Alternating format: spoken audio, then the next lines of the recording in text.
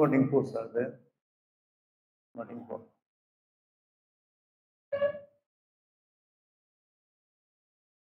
Yung text po natin sa Efraim, sa 15, nilagyan ko lang po siya ng bagong title. Bagong title, a high calling.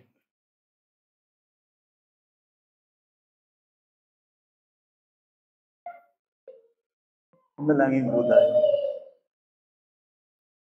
Pinupuri ka namin, Panginoon. Sa oras na ito, nagtitiwala po kami sa inyong salita na aming papakinggan. Salita mo ay naghahatid ng liwanag para sa aming kalayaang spiritual. Malagi po kami sa iyo, aming Ama. Kayo ay sa mabuting Diyos. At sa pamamagitan ni Kristo, narito po kami upang magkaisa sa pagsamba at pagpapasalamat sa inyong pangalan. Sa pag-aaral po namin ngayong umaga, yatid po ninyo ang katotohanan.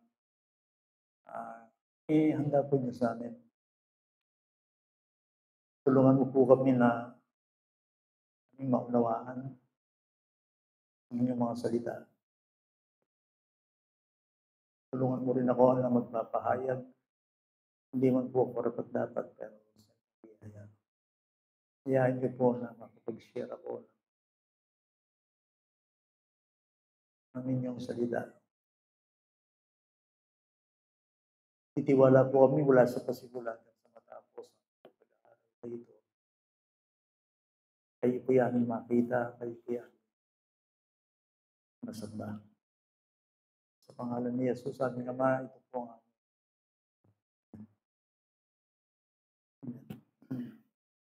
ako po ba yung magtatagalog? Tagalog na.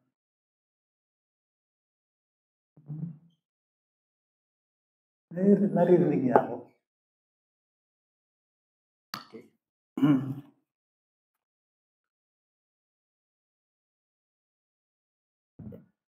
Yung serye po natin, yung topic natin, hiling ba ko yung title. Alam ko meron tayong banal na hapunan ngayon. So,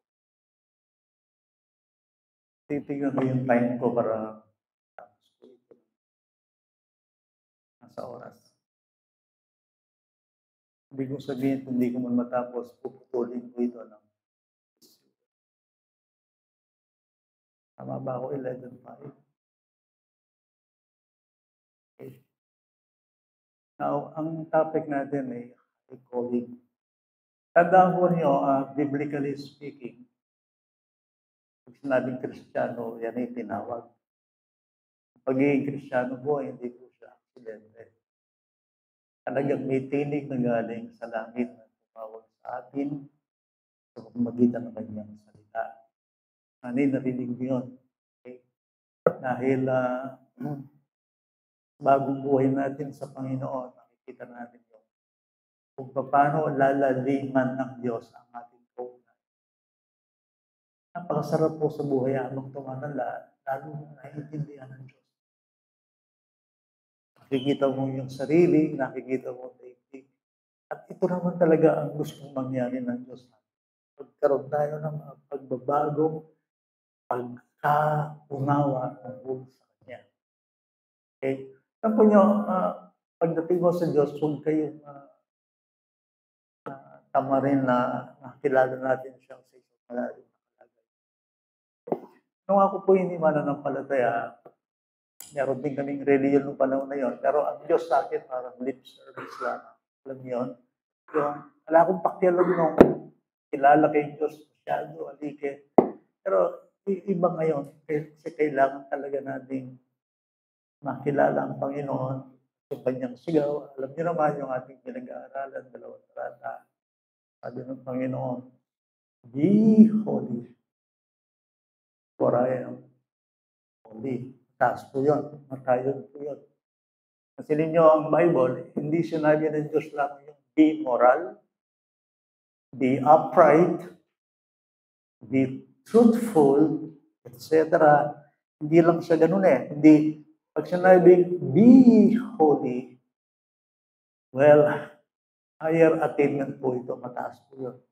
Tayog po yun. Okay, ang salitang banal, akala ko dati nung hindi ako Kristiyano, pag sinabing saint, akala ko superhero. Super saint, di ba yung mga Katoliko, pag sinabing saint, canonized. Nakagawa siya ng pambihirang bagay sa mundo ito ng kabaitan, kabutihan, sa pagiging religyoso, tapos tatawagin nilang saint. Pero that is unbiblical. Ang biblical saint, sinabing santo o Kristiyano, sinabing saint, yun ay tinatawag ng Bible na banal. Yun.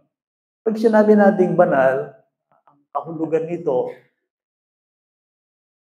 sa pamantayan ng Bible, pag sinabi nating banal, daan nyo ha, sinabing banal, ikaw ay nakabukod, set apart for God.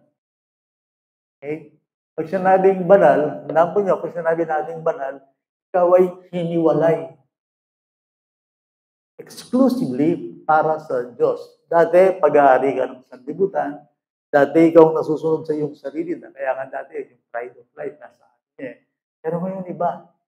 Ngayon, nakikita natin, Lord, not my will, but your will. So, being set apart, ikaw ay pinili, ikaw ay binukod ng Panginoon para sa Kanya. Remember, pag naiintindihan natin ang buhay pananampalataya, magiging gerang sarili, mo na bandi. Yung mikibandi gera, mismo, yung Diyos. Yan ang hali ng 1 Corinthians chapter 6. So therefore, glorify God in your body. Now, para lalo bang lumalim ang ating naiintindihan ito, holiness. Holiness means, holiness is a conformity to the mind and the will of God. It is a life conformity. Sinabing holiness, ito ang buhay na umaayon sa isip ng Diyos at sa kalooban ng Diyos. Lali yung mga dagdagang gaya man, yung muli na sabihin. Pag sinabi natin holiness, loving what God loves. Hating what God hates. I-simplify ko buhay yung hindi yan. Sinabi mong kabanalan, ang nanong buri ng Diyos, buri mo. Ang hindi gusto ng Diyos, hindi mo rin gusto. Kaya masabi, be holy, maging kamukha mo sa akin. Maging kamukha kita sa lahat ng. For I am holy, it is a family resemblance. Wala mo, kita yun. Buli sabihin dito, like father, like mother, like daughter. So, kaya kung mabigla na gustong linawin ng Diyos, today, halimbawa mo, akakita yung sarili ng Diyos, pero si aking wala mo, ang hirap paniwalaan, pero ganun talaga ang buhay. Sinasalamin ng Diyos, pag tinignan ka ng Diyos, para kanyang nakikita kanyang sarili. Ayun. Of course, that was the original assignment human being. Yung Old Testament. Ito yung muli na sabihin itang talangantayin tao ang pagkingkiratang wangis.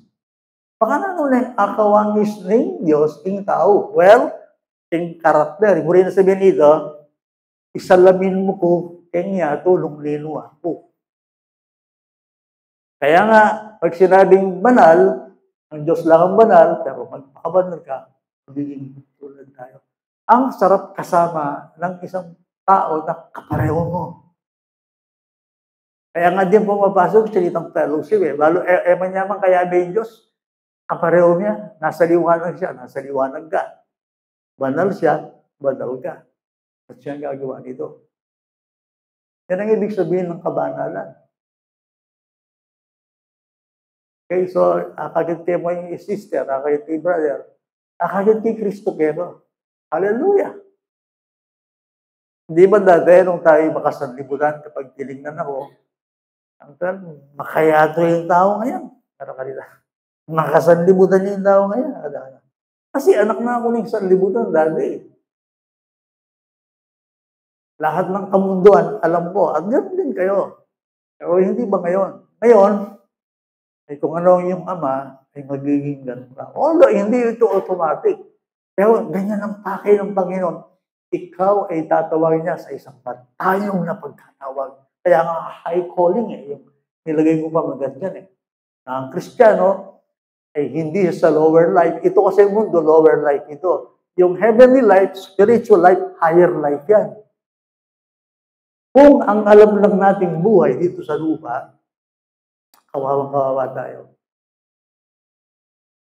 Nung imbalo yung humyanasi, itsura, physical, kung yun lang ang alam niyong buhay, kaya na ang pinakakawawang tao sa balat ng lupa.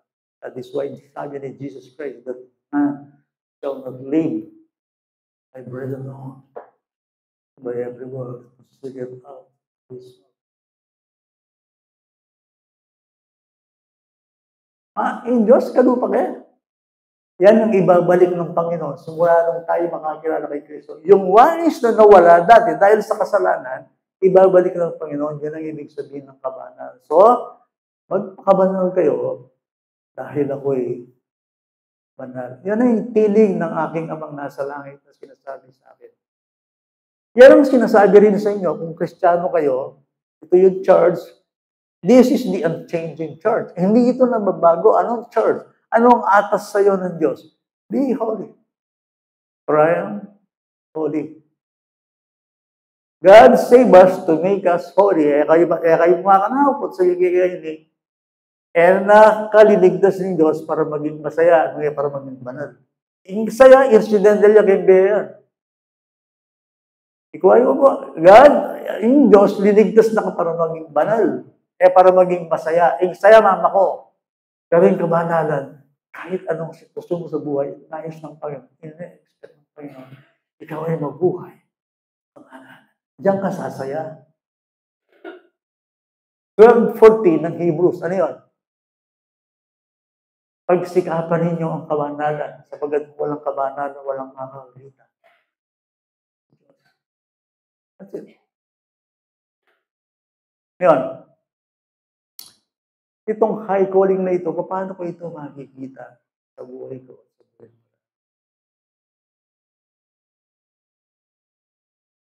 Kaya siguro ayari, pero then na kayong matila ng text na basa ko.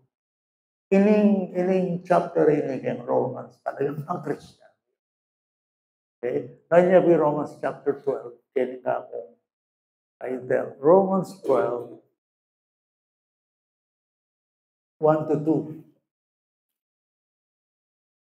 2. Eleventh quarter.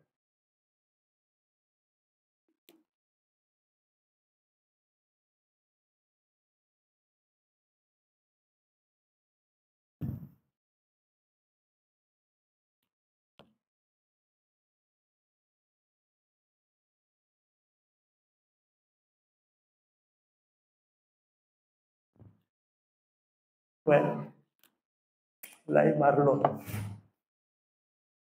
Sakit sa dugo.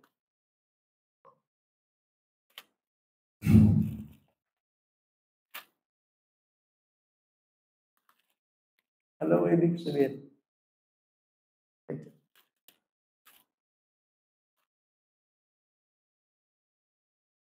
Siguro mga ilang ligaw, hindi ko makakasama si Marlon. Nagamot siya. Okay. Tinitignan ko yung time ko para hindi ako lumampas. Romans 12, verses 1, 2. Okay. Pamumuhay Kristiyano. Okay? Yan ang kanyang title sa taas.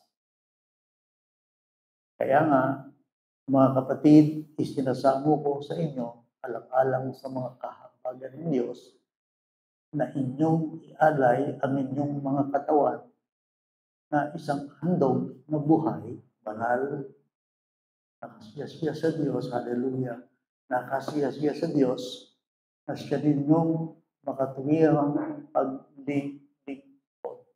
Now, as break ini King James. Ano yung King James? Ano yung King James Janessa? Aklas na yan. Okay, this is the verse 1. Okay, kikita ko lang. Ay, English? Sige, go ahead. Can you please? Pwede? Okay. I beseech you, therefore, brethren, by the mercies of God, that you present your bodies a living sacrifice, holy, acceptable unto God, which is your reasonable service. Parehoyan mo na. Ang original na niyan, kay English at Iliam, in reasonable service, ang makatwirang paglilingkod ay katampatang pagma. Okay? Okay din yan. Kaya lang sinasabi ko, para magkaroon kayo ng medyo mas malalim pang translation. Okay. Gamitan kay Ngeni sa litong pagsamba. Okay. Anong gagawin tayo kay Ngeni? Anong gagawin namin? Magtipon na ako, mag-fellowship na mo. Diba? Diyan ako, this is the Lord's Day. Pupunta ako dito. Lalo yun po, ay intindihan niyo, tapos chocolate.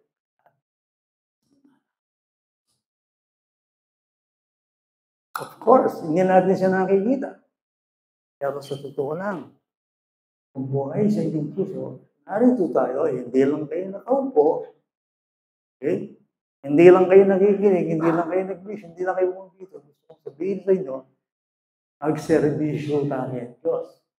Reasonable service or acceptable. Biro mo halimbawa, chuta kayo, alam naman ng Diyos kayo. Kaya joke. Parang, narito tayo, pero halimbawa, tayo man kaya ng Diyos. Anya, chuta mo kayo, tiyak mo. Ang Diyos kayo, kasambang tayo. Yan ang ibig sabihin yan. Ngayon, ba't ginamit dyan yung salitang banal? Importante yun. Dahil ang Diyos ay banal, lahat ng sasamba sa Kanya ay banal. Hindi mo pwedeng sambahin ng Diyos na banal kung di ka banal. It cannot be. It cannot. Hindi mo pwedeng pagsamahin ang liwanag at ang kadiliman. Gusto ko makinig kayo dito. Siyempre, pag nakakit kayo sarili ko, Lord, lagyan na nang gagawin sa sarili ko, yan ako man kauli eh. Hindi ba?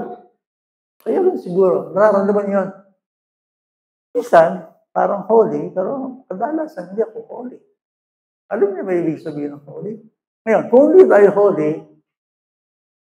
hindi natin mapapaglingkuran at sasambahin ng Panginoon. Tingnan niyo ang ginamit dito. Kasi meron tayong communion ngayon. Explain ko ng konti, tapos meron tayong kalalahapunan. Bakit meron yan? Okay. Ba't ginamit dito ng Bible yung salitang alang-alang sa mga kahabagan ng Diyos na inyong ialay ang inyong katawan ay isang handog na buhay. Okay? Kaya ba magsamba kay Diyos, kailangan magandog ka. Pwedeng kay Diyos sa tudo, sabayin mo siya na wala kang handog. Hindi pwede yun. Walang pananambahan na walang paghandog. Anyway, bago ako mag-aabante sa aking preaching, gusto kong i-expound sa inyo itong salita ng Romans 12, itong salitang kaya nga. Bali po nung mag-preschool, hindi din ko yung consistently. Sa English, therefore, importante ito. Importante yung salitang kaya nga. Ano ba? Yan ang kaya nga. Importante yan. Ibig sabihin yan. Pero again, ulit-ulit ko, gusto ko maintindihan nyo, yung salitang kaya nga, kaugnay yan ng chapter 1 hanggang chapter 11. Pero yung sabihan niya, huling yung gawa na ng Diyos. Ngayon, o yung responsibility ng Diyos. Dahil sa ginawa ng Diyos ito, Ito ngayon ang sagot nyo. See? Ano ba ang ginawa ng Diyos from chapter 1 to chapter 11? Redemption. Yung pagtubos na ginawa ni Kristo. Naintindihan nyo ito? Ngayon, kung naintindihan nyo ito, kaya nga, wari, madalas kayong, agyang ulit ko ba yung naintindihan? Kayong kasalbantayanan, pwede itang alakan doctrine. Ba't na rin doctrine? Practice. Doctrine, practice. Doctrine, pag sinabi natin doctrine, ano ang ginawa ng Diyos sa'yo? Ngayon, kapag naintindihan mo ang ginawa ng Diyos sa'yo, ito naman ang gagawin mo. Ayon sa doctrine ng sinasampalatayanan mo. Kaya nga, pag siya, alam niyo ba yung iba, bakit mali ang buhay? Wrong doctrine leads to wrong living. Remember that? Ang Panginoon, ulit-ulit lang kayo, hindi kanya muna inuutusan sumunod sa kanya. Hindi muna ganon. Pakilig ka muna sa ginawa ko. At dito sa ginawa ko, dito uupo at sasandan lahat ng gagawin mo. Kaya nga, dahil sa ginawa ng Diyos, chapter 1 hanggang chapter 11, kaya nga, ito ngayon ang gagawin mo. Ito yung responsibility. So, padang magalingkod ko ganyan, susunod ko ganyan. Ang dahil tayo kayo gawa, naintindihan mo. Ngayon, kung naintindihan mo, ang gagawin mo. Hanggat hindi mo naintindihan, dahil hindi magiging blessing sa'yo. Lahat ng gagawin mo ay titingin ka sa iyong sarili. Sa Diyos. Kaya importante yung salitang kaya nga. Merong nauna.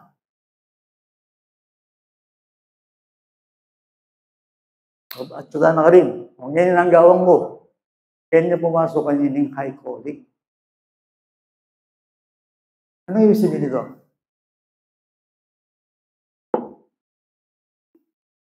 Kaya nga, mga kapatid, isinasama ko sa inyo, alang-alang sa mga kahabagan ng Diyos.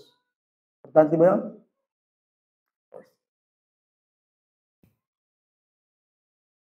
Kung okay, kaya sabihin po kayo, pero narito tayo dahil sa habag ng Diyos. At yuta mo kayo ni uling biyaya na ni Diyos. Sana naintindihan niyo po, yan ako kailangan ng Diyos kayo, yan na kayo naman kailangan. Ang Diyos ay Diyos kahit wala tayo. Hindi niya kailangan ng paglilingkod ko. Ba't ako naglilingkod? Pero nagpapasalamat lang. Narito kayo dahil nagpapasalamat kayo sa kanyang ginawa. Alang-alang sa kahabagan ng Diyos sa atin, pinakikitunguhan tayo ng Panginoon, hindi sa ating mga ginawa, hindi ayon sa kanyang biyaya. Kaya natin po yung kaligtasan, niligtas yung tao, kayang gawang ayaw. Ililigtas yung tao, uling sasampalataya, kayang gawa ng Diyos, kayang hindi. Clear yan po ito. Punta po, tayo heaven diretso Pag maglista kayo, kayang gagawa nyo, kayang salvation, baka gano'n ang ginagawa nyo. Hindi kayo diretso doon. Dahil naligtas tayo dahil sa awa ng Diyos sa'yo. Dahil kinahabagan ka ng Panginoon, dahil sa biyaya ng Panginoon. So, sabi ng Pablo, by the grace of God, I am what I am. Ngayon, ginamit dito, ito yung ating tungkulin bilang Christian. Please listen. Nakiramdam kayo, hindi kayong seryoso. Bisa mag-serve, makakilala kayo. Naring katamang tungkulin, gawat, hindi tungkulin mo. Ialay ang inyong mga katawan isang na buhay, banal, nakasiyasiya sa Diyos, na siya ninyong makatuwirang pagliligo o kanampatang pagsamba. So, sa English, ginamit yung living sacrifice. Living sacrifice. Okay.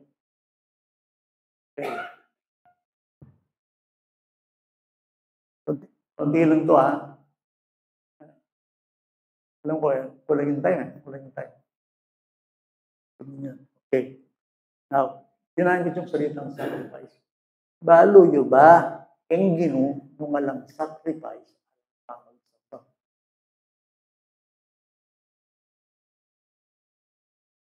Kaya, di ba kinakanta natin, we bring the sacrifice of Christ unto the house of the Lord. We bring the sacrifice of praise. Sacrifice of praise, ha? Sacrifice of praise, tama yun.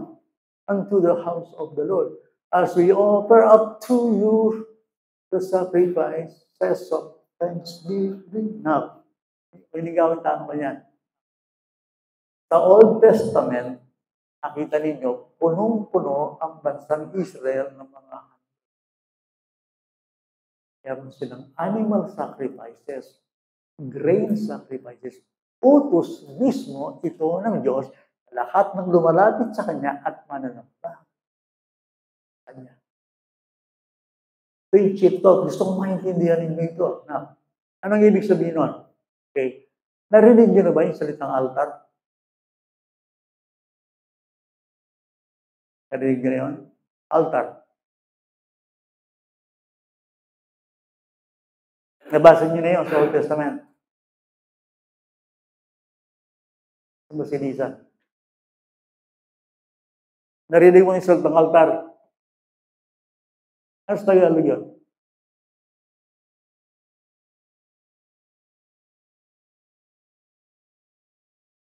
Ano? Kaya ako tinatanong mga senior yan. Yung altar, yung Tagalog, dambana. Okay. Now, familiar ka ba, Sister Lisa, sa salitang tabernacle? Are you familiar ka? Ang contemplo. Okay. Now, ano ang pinaka-importanting gamit sa tabernacle?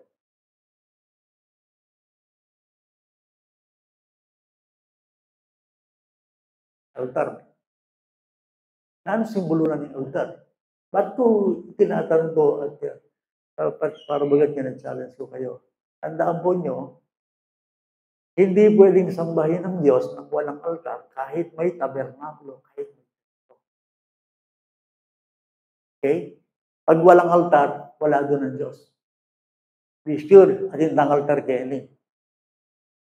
Uli, sasabihin ko kayo, by the authority of God's word, kung hindi sa altar, kita mo mga tsukete, alayin tsukete.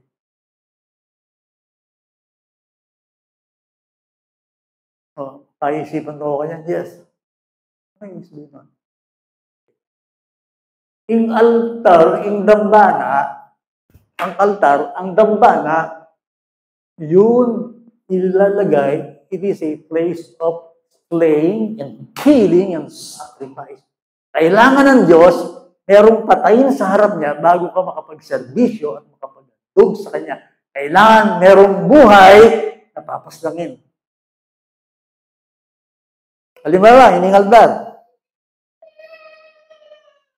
Halimbawa, hining altar. Halimbawa mo, piyesa yan. Kende ka na yung kordero. Papaslangin dyan, papatayin dyan. Nandito ang Diyos, nandito si Yahweh. Kailangan makita niya yung buhay na matay at makita niya yung altar. At kailangan yung korderong yon, yung hayop na yon, siya mamimili. Dahil hanggang lalapit ka na ako, kailangan lang magsakripisyo. Not gano'n. He is holy. Dahil si banal.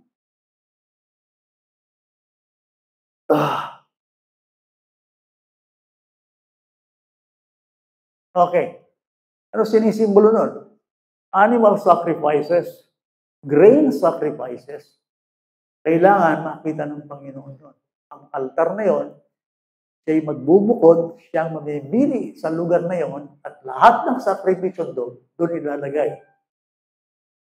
Para saan yun? Sana intindihin niyo po. Old Testament, anino yon ng darating kordero. Kaya nagulat si John at yung mga pastor, nung si Jesus Christ nandito, here is the Lamb of God that taketh away the sins of the world. The Lamb of God that taketh away the sins of the world. Ayun yung chief thought. Ayun yung kaisipan niya. Pag walang nakita ang Panginoon ng namatay na buhay,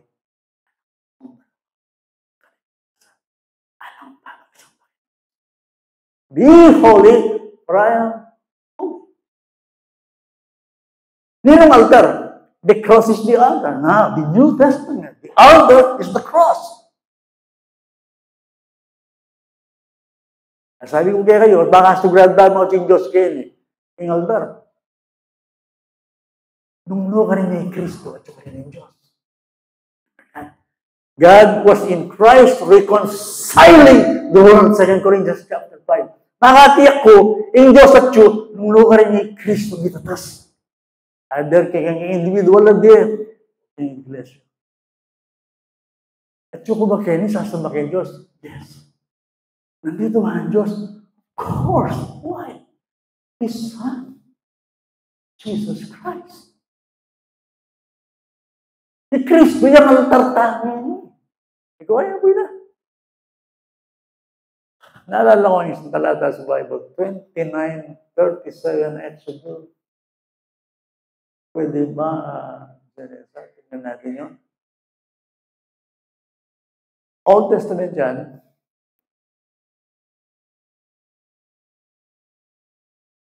$29:37 ba? Maalala ko. Yan to, tama. 7 araw na iyong gagawa ng katubusan ang dambana. Yan ang altar. Muli na sabihin dito kapatid, kahit yung altar, kailangan niyang tubusin. Yan ang ibig sabihin niyan. Kabahiran at dambana ay magiging kabanal-banalan. So, kung walang pagbubo ng dugo sa cross, hindi holy yan. And I say this with reverence. Badi kini, mga matyatangan kini, nung maliway Kristo ito na tao. Bakit? Holy in Diyos. Kaya siya to, makapag-preach ko kini, yung banal na Diyos, patayin na ako ng Diyos kini. Why? He's holy. Walang alam niya lapit kay Ginoo. Akita yung Old Testament, ang senyas ng Diyos sa tao, depart. Kaya lapit, depart. He's holy. Bakit tayo hindi niya yung salitang kabanalan? Yan nakatawa na lagi yung Ginoo. Gusto ko makita niyo yun. So, dambana kailangan may dugo. Yan sabi dyan. Anumang humipo sa dambana ay magiging banal. See, now, symbolically yan, tinibors yan. Holy ko, symbolically yes. Tigpil king cross Kristo. Basta siya ng palataya ko. So, ano nakikita ng Panginoon sa akin? Yung dugo. Bakit sinabing banal ako at banal kayo? Dahil kayo sumampalataya kay Kristo. Sa kanyang dugo. Dahil kung hindi yun, lahat ng pagsabanalan, walang kabuluhan. Worry, patang mag-pray na mo. Father, heart God, oh, Father, heart God, Father God, I come before your throne of grace in the strong name of Jesus Christ. Only in Jesus Christ alone. Oh, Father, heart God, Father God in heaven, I come before your throne through Jesus Christ. See? Why? Kaya ang altar niya, yan ang bana. At saka ng Diyos. That is why akin in church, dakalyaya, dadakal, balo mo, totoo yung church, invento kayo siya yan. Talagang itinataas ang Panginoon. Kristo. Sabi sa buhay natin, bilang mga napalataya. So nakita niyo ngayon, sino ang unang naghandog? Tayo ba o Diyos? Wow, hallelujah, God so loved the world that He gave His only begotten Son. Nino mang sampalataya kaya may pahamak. Pag may pahamak kayo daw, sin.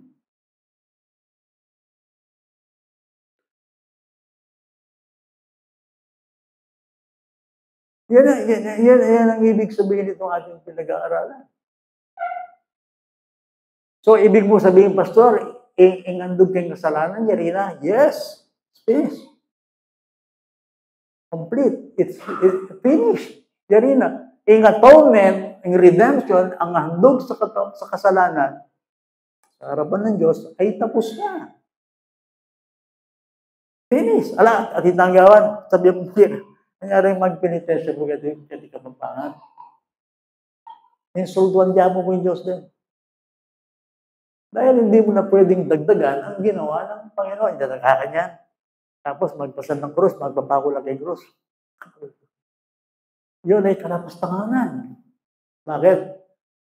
Ang ginawa ni Kristo ay hindi pwedeng dagdagan ng tao. Yung handog sa kasalanan. Ang handog sa kasalanan, ayon sa Hebrews chapter 10, once for all. Sino yun? The great sacrifice of sins in Jesus Christ. Once for minsan lang yun. Siyang naghandog sa altar. Nasabi ko kayo, ating altar gene. Of course, kung alam ng altar gene, agyang na niya bayo ini. Lalo yung oribedis pagawa ng kapilya. Sabi ko ako, yung kapilyang yan, nung alayang altar yan, agyang na niya daw, alayang kwenta yan. May ibig mo sabihin, kung di masasentro kay Kristo, ang pagtitipon, ang kongregasyon. Kaya kayo may impress ka, yung makanya, may kadagulang kapilya, yung makanya, ala lang kwenta na yan, no? Alang altar, ala yung Diyos ka rin. Pero yung po sabihin, ako kasi dati, gagawa yung cathedral, gulis-gulis ko ba? Balo ko rin mga sabi niya, lalo na kaya talagang yung Europe, yung mga sabi niya, alam nyo, matamoy na. Kung wala ang Panginoon doon, wala ang Diyos doon. Kaya ang Panginoon, di ba sabi niya, ang mga tao ito, ginagalang ako ng kanilang mga lahat. Pero ang kanilang puso ay malayo sa akin. Dahil Pariseo, mahilig na rin kang panduan. Religion, pero na relasyon. Kasi ang relasyon sa Diyos ay natatamo lamang sa pamamagitan ng Jesus Christ. I am the way, the truth, and the life. And no man to the Father except by me. Bali naman yung sanlibutan. Yung religion, external yan. External. May religion ka nga, pero kung si Kristo ang Panginoon, ala ka relasyon. Ating ka religion, ala ka relasyon. Wari pa kanya, tiro na kaya katang nilunod. Kaya po ko, tempe nga ko, kenda kebe parang guli. Religion. Pero ay relasyon. O yung bayong yan through His Son, Jesus Christ, nagkaroon tayo ng personal relationship sa Diyos. Ang Diyos ngayon, hindi mo na siya Diyos, hindi lang siya gano'n. Ang tawag sa Diyos ngayon, God is my Father. Aba? Father. Okay. So, malinaw to. O, sige, Pastor. May gandong na Christ. O di alala akong dog. Wrong. Hindi, nagdandog na si Christ Wala na akong ihandog. Hindi na ako ating handog. Ialay nyo ang inyong mga katawan bilang aking buhay. Nanong handog ko kaya kang Gino? Para ang tindihan niyo po ini. Yung handog mo kaya kang Gino, na sin-offering. Yung handog mo kaya kang Gino, ano po? Thanks. Offering. Yung sarili mo, yung kay gana-gana magtsipera, handa na ikaw ay nagpapasalamat sa Diyos sa pagliligtas na ginawa sa iyo. Yun ang ibig sabihin ng living sacrifice. Ito ang in-expect ng Diyos sa iyo. In-expect niya ngayon na ikaw ay sumuko, ikaw ay magkahalay ng iyong sarili, ng iyong kasarilan, ng lahat-lahat ng nasa iyo. Talent, time, service. Pero ang iyong buhay na katawan, hindi sabihin niya, your personality, the soul and the body. Mata, isip, gamat, bitis, ang iyong buong katawan, ang lahat-lahat ng mga sayo ay ihalay mo sa Panginoon. Tanda ng iyong katawan. Give thanks with a grateful heart. Give thanks unto the Holy God. Give thanks because He's given Jesus Christ, His Son. Now, next Sunday, mabiyada pa. God willing. Nanuya itsura ing tao living sacrifice. God help me. God help you. Bakit kayo? Nanuya ing tao living sacrifice sa ating harapan. Kaya ari eh. Kaya ari, same time. So, let's pray. Pasalamat tayo. Yun. Tapos, dakilain natin ang Panginoon siyang altar eh, yung kordero eh, yung Lamb of God na awitin natin dito. Awitin natin mamaya. Sa damin tayo, pasalamat tayo sa Diyos. Panginoon, ang aming privilege ngayong panahon ito, ay napakadakila, higit sa Old Testament privilege. Dumating na ang iyong salita, dumating si Kristo, dumating ang Holy Spirit upang kami pakabanalin at gawing iyong iyo. Maraming pong salamat sa iyo, Panginoon. Ikaw ang unang naghandog ng iyong sarili para sa aming kasalanan.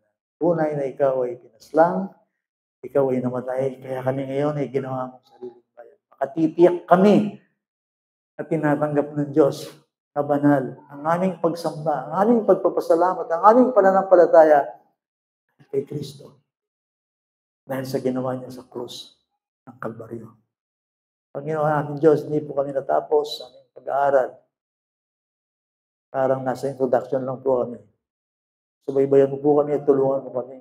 Amin itong maintindihan at maunawaan. Kung ano ibig sabihin ngayon, ay hindi kami maghahandog para sa aming kasalanan, kundi maghahandog kami ng pasasalamat at ang patang pagsamba at paglilingkod sa iyong pangalan. Inaasahan mo po sa amin na ibibigay namin ang aming buong pagkatao. Ang lahat-lahat sa amin. Dahil kayo ay Diyos. Dapat.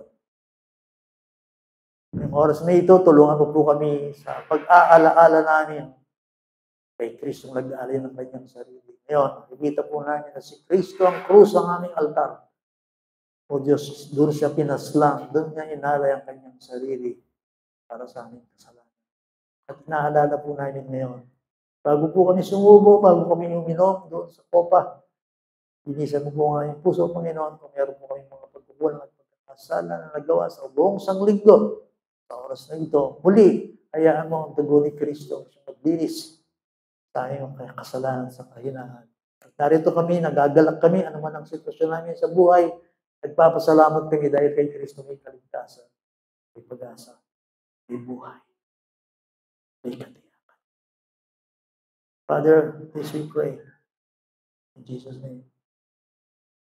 Amen.